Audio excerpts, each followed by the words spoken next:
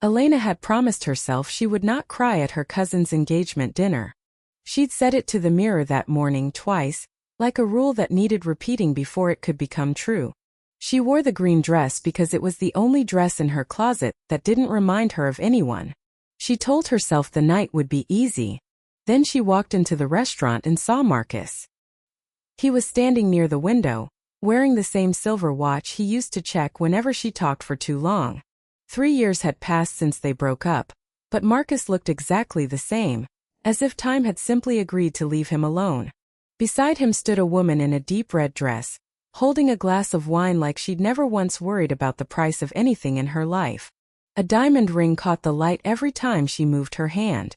Elena's cousin Marisol squeezed her arm gently. "You don't have to talk to him," she whispered. "Just smile and eat the food. That's the whole plan." Elena nodded, but her feet had already decided otherwise, carrying her toward the family table, which happened to sit just a few steps from Marcus and his fiancée. "Elena." Marcus said her name slowly, like he was testing how it felt in his mouth again. "Wow, it's been a long time. You look well." The pause before well lasted longer than it needed to. Elena felt it settle in her chest like a small hard stone. His fiancée looked Elena up and down. The dress, the shoes, the plain silver ring on her right hand that meant nothing more than, "This was a gift from my grandmother." The woman's eyes moved like she was solving a math problem she already knew the answer to. "This is Elena," Marcus announced to the people near him, loud enough for the whole side of the room to hear. "We used to date before everything changed for me." He didn't explain what everything meant. He never had to, his tone did all the explaining and it always had. "She works as a receptionist," he added, smiling like he'd just said something clever. His fiancée laughed, a light, polished sound, like a coin dropped carefully onto a marble floor. Elena felt her hand tighten around her water glass. She thought of 100 things she could say back. None of them came out. She was still searching for her voice when someone placed a hand gently on her back, warm, steady, certain, as if it belonged there. "There you are," said a voice she'd never heard before. "I was starting to think you left without me." Elena turned and found a tall man in a dark suit, no tie, standing close beside her as though they'd walked in together. He had calm eyes and a presence that made the room quiet down just slightly, the way a room does when someone important walks in, even if nobody says a word about it. He glanced at Marcus the way you'd look at a coat left on the wrong chair, mildly curious, entirely unimpressed. Then he looked at Elena, and something in his face softened completely, like he'd been waiting all night just to see her. "Sorry I'm late," he said, and before Elena could even ask who he was, he leaned down and kissed her. It wasn't a small, polite kiss. It was warm and sure. The kind of kiss that made the restaurant, the noise, and even Marcus's smug little comment disappear for a moment. When he pulled back, Elena's heart was pounding so hard she could hear it in her own ears. The room had gone quiet in a different way now, not empty quiet but full quiet. The kind where 40 people are suddenly rethinking everything they thought they knew about someone. "Dominic," the man said, holding a hand out to Marcus, who shook it slowly, clearly unsure what was happening. "Elena's told me a lot about her old life." The word old did more work than an entire paragraph could have. Marcus's fiancée had stopped laughing. She was studying Dominic's watch now, the real one. The kind that isn't bought in a store but passed down through a family whose money had existed for generations. "Receptionist," Dominic repeated, turning the word over like he'd found it strange. "Funny. I had her listed as the woman I've been trying to convince to marry me for the last 6 months. Elena hadn't said a single word since he arrived. She wasn't entirely sure she remembered how to speak. Marcus tried to laugh, but it came out uneven, like a joke that had lost its punchline halfway through. "We should let you two enjoy your evening," Dominic said smoothly, guiding Elena toward the door with a steady hand at her back. "We have somewhere to be." Elena promised she'd finally give me her answer tonight. They were only a few steps from the exit when Elena finally found her voice. "I don't even know your name properly," she whispered. "Why did you do that?"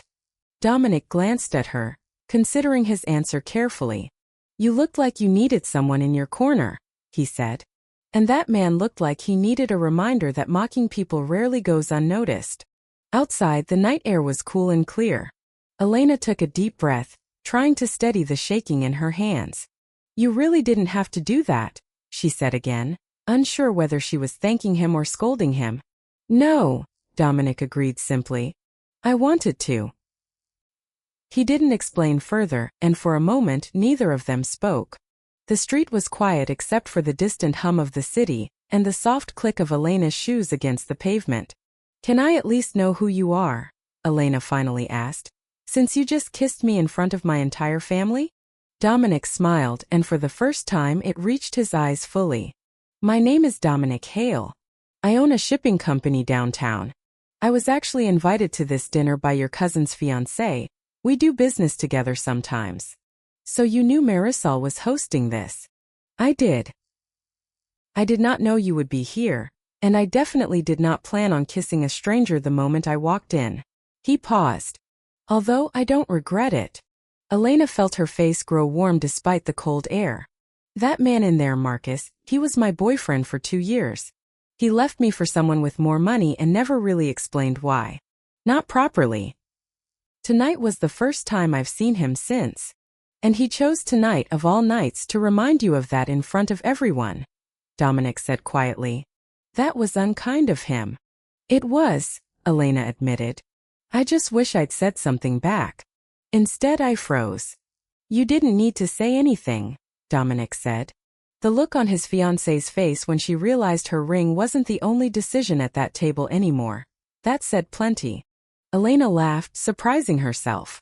It was the first real laugh she'd let out all evening. "You're strange," she said. "Kind but strange." "I get that a lot," Dominic said.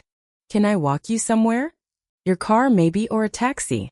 I'd rather not leave you standing outside a restaurant with your ex probably still inside, trying to explain what he just watched." Elena thought about saying no. She thought about walking away, thanking him politely, and never speaking to him again. But something about the calm way he spoke, and the fact that he hadn't asked for anything in return, made her hesitate. "There's a small coffee shop 2 blocks from here," she said instead. "It stays open late. Would you like to actually meet properly, since you already introduced yourself as my fiancé to a room full of my relatives?" Dominic raised an eyebrow, clearly amused. "That does seem like the responsible thing to do." They walked together in comfortable silence until they reached the coffee shop, a small place with warm yellow lights and the smell of roasted beans drifting out the door. They sat at a corner table and for the next hour they talked. Not about Marcus, not about the dinner, just ordinary things. Dominic asked about her job, and Elena explained that she actually worked at a law firm downtown, not as a receptionist, but as a paralegal studying for her bar exam at night. Marcus had never once bothered to correct that detail to anyone, even though she'd told him a dozen times. "He never really listened," Elena said, staring into her cup. "I used to think it was because he was busy. Now I think he just didn't care enough to remember." "That says more about him than it does about you," Dominic said. "I know that now," Elena replied. "It took me a while to believe it, though." Dominic told her about his own life, about growing up watching his father build a shipping business from almost nothing, about the pressure of taking it over at a young age, about how most people he met wanted something from him before they wanted to actually know him. "So when you saw me standing there, confused and about to be humiliated," Elena said, "you thought, why not help a stranger, and also test whether people can be kind without expecting something back?" "Something like that," Dominic admitted, smiling. "Although if I'm honest, the moment I saw you, I forgot about testing anything at all." Elena felt her cheeks warm again, but this time she didn't look away. By the time they finished their coffee, the shop was nearly empty and the night outside had grown quiet and still. Dominic walked her to her car, and for a moment, neither of them moved to say goodbye.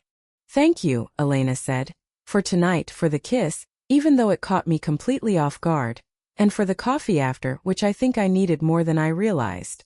"Thank you for not slapping me the moment I touched your back," Dominic replied. "That would have been a fair response." Elena laughed again, easier this time. "Will I see you again?" "I hope so," Dominic said. "Though next time, I'll ask permission before I kiss you in front of 40 strangers." "I might allow it anyway," Elena said before she could stop herself. Dominic smiled, and this time it was quiet and genuine, without any trace of the confidence he'd shown back at the restaurant. "Good night, Elena." "Good night, Dominic." She drove home with the windows cracked open, letting the cool air clear her head.